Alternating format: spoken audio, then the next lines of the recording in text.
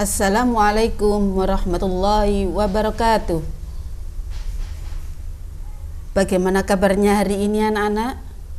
Sehat? Alhamdulillah.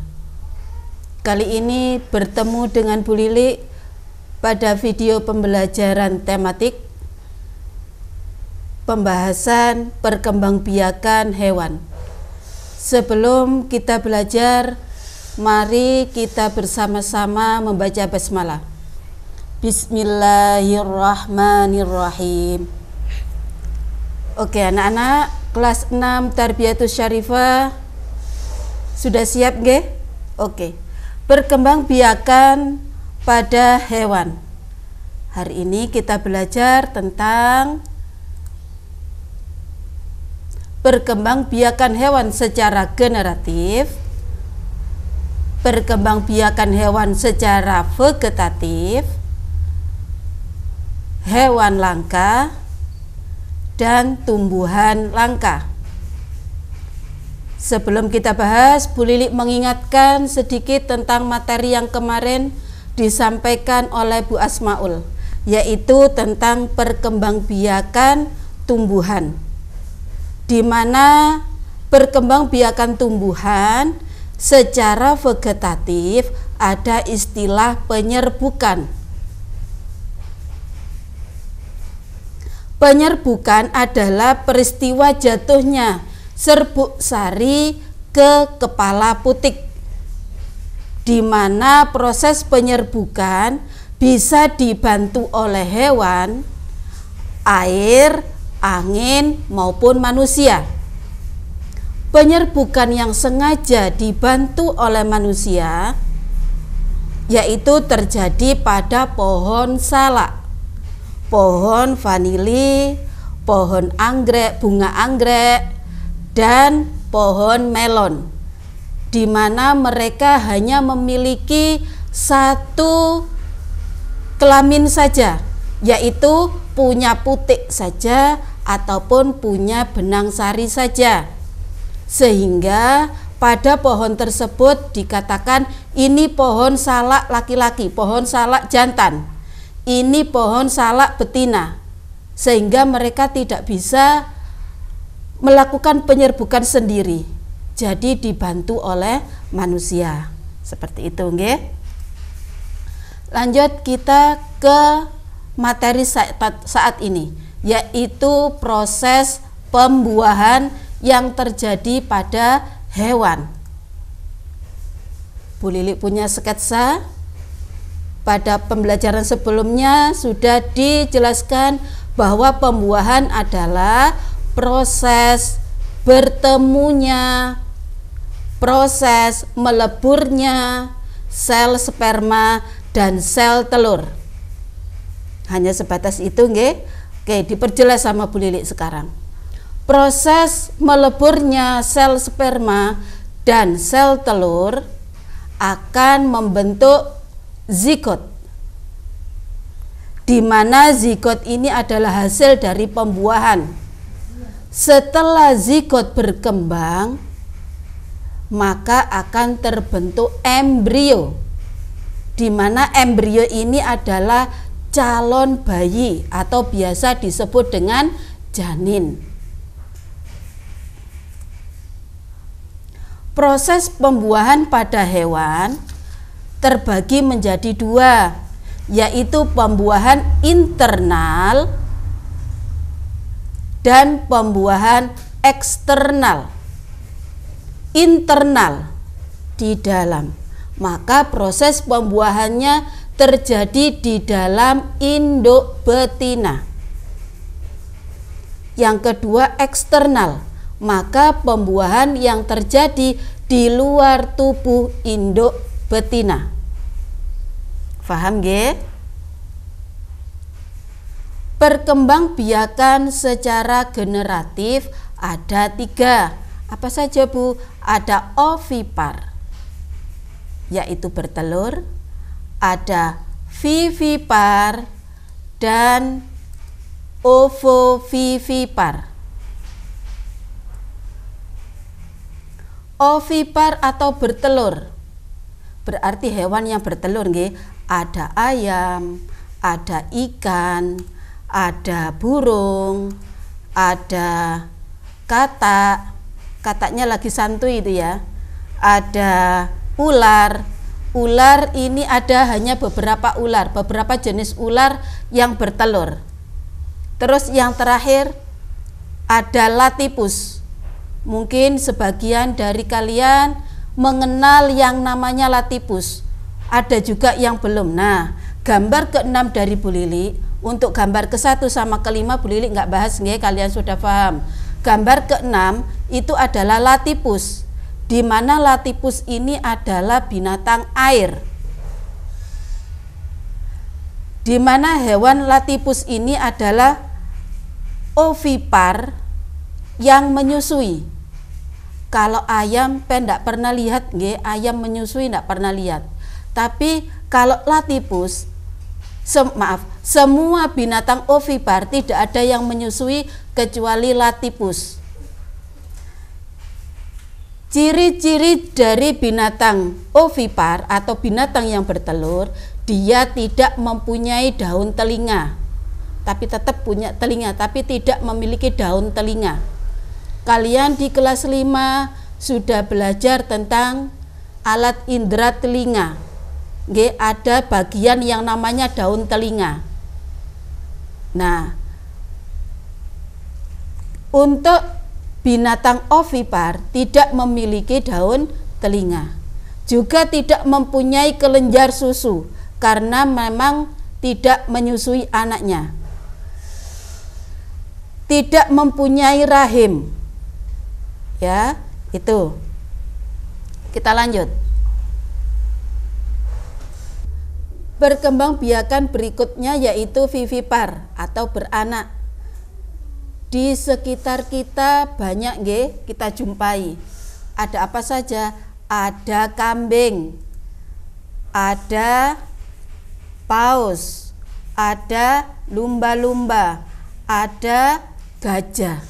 Nah, itu adalah beberapa hewan yang beranak, di mana mereka ini memiliki ciri-ciri yaitu mempunyai rahim. Jelas punya rahim ya, karena mereka beranak berarti mengandung Bu nggih. Terus dia juga memiliki kelenjar susu karena anaknya harus menyusu ke induknya. Memiliki daun telinga, memiliki rambut,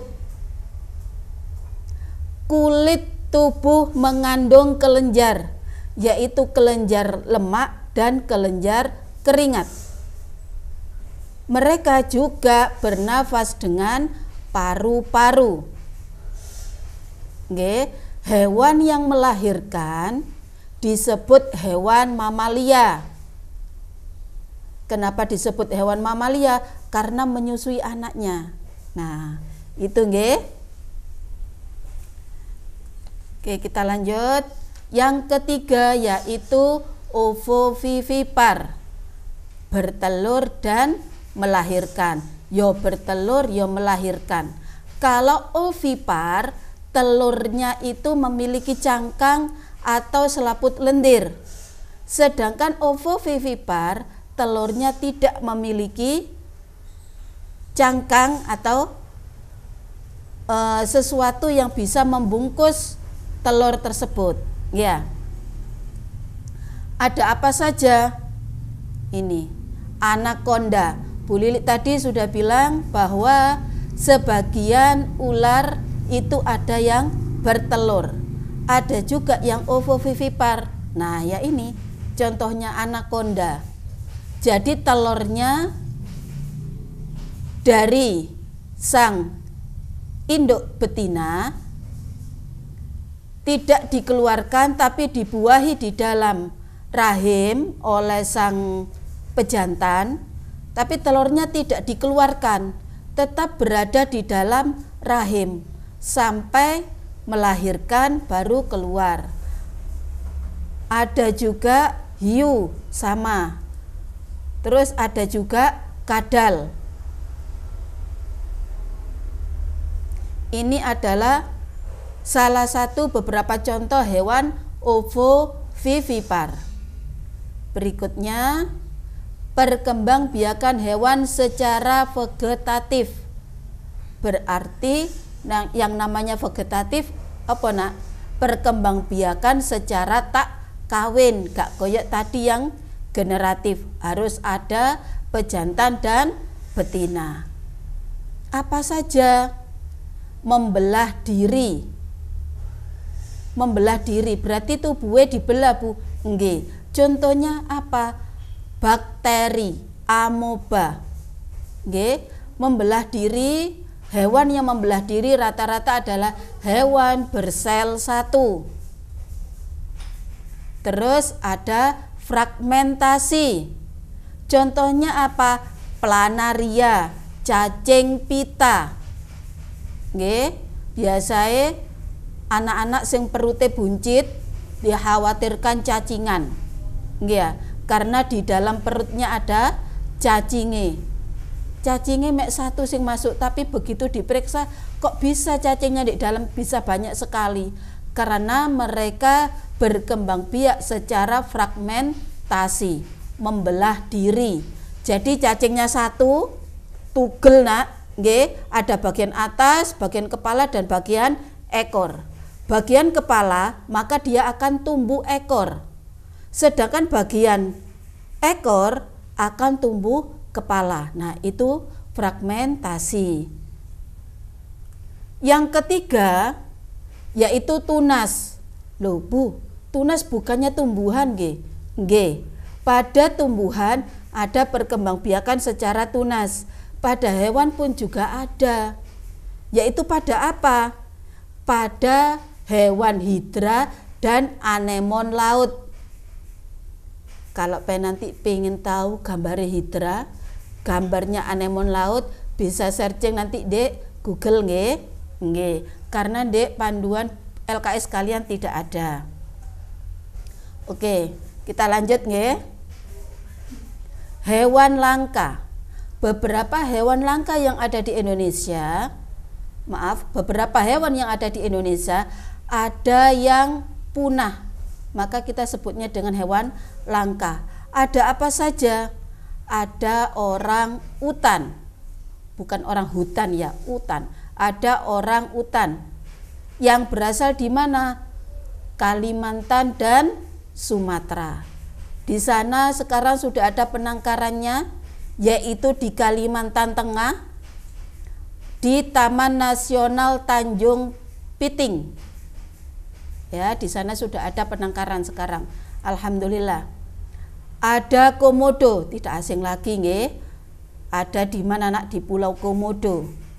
Terus ada badak. Bu Lili punya 2 badak di sini.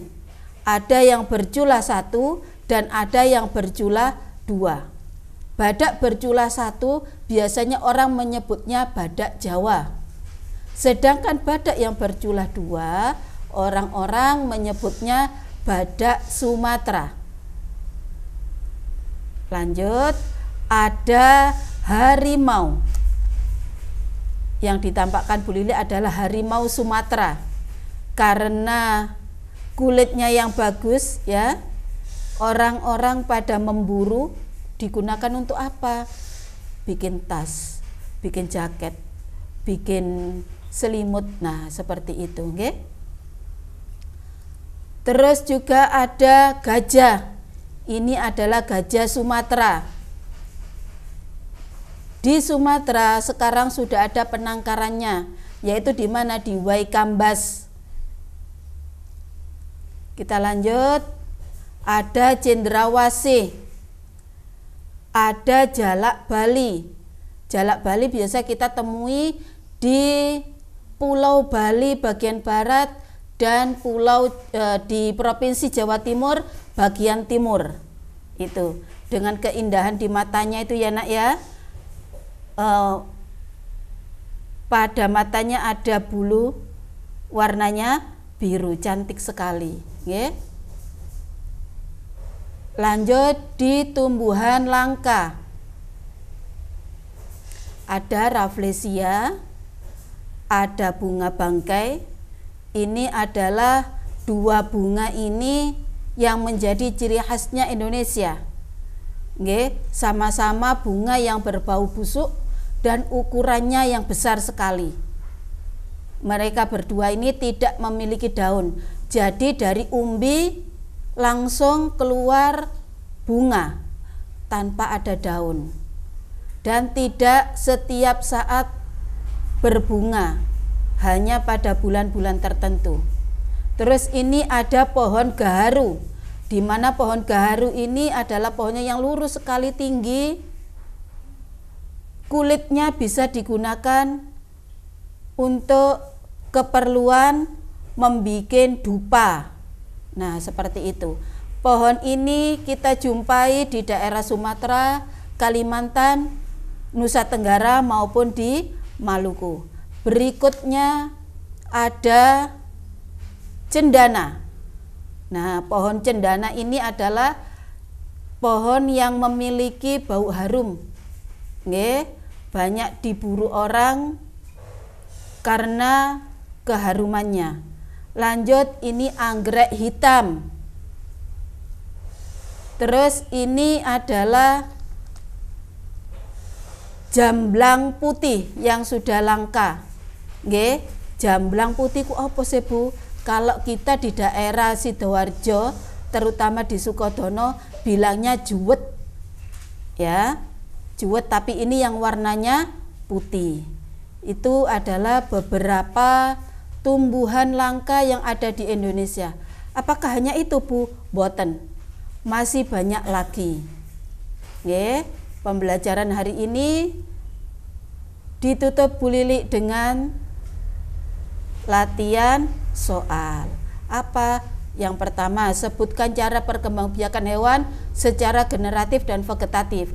Kalau kalian menyimak penjelasan Bu Lili tadi, insya Allah bisa menjawab. Buat sketsa pembuahan. Tadi di video pembelajarannya Bu Lili sudah ada, tinggal contoh. Perbedaan zigot dan embrio, Bu Lili tadi juga sudah menerangkan. Ciri-ciri hewan vivipar, soal keempat. 3 hewan mamalia air. Kalau Bu Lili tadi hanya menyebutkan 1, tapi kalau pen memperhatikan video insya Allah tahu. Yang keenam, 3 tempat penangkaran hewan langka. Pada penjelasan Bu Lili tadi sudah menyebutkan 2. Nah, tinggal 1 lagi berarti nggih, silakan dicari. Oke anak-anak, itu tadi penjelasan Bu Lili di perkembangbiakan generatif pada hewan. Semoga kalian mengerti, paham, dan ilmunya bermanfaat. Diakhiri sama Bu Lili. Wassalamualaikum warahmatullahi wabarakatuh.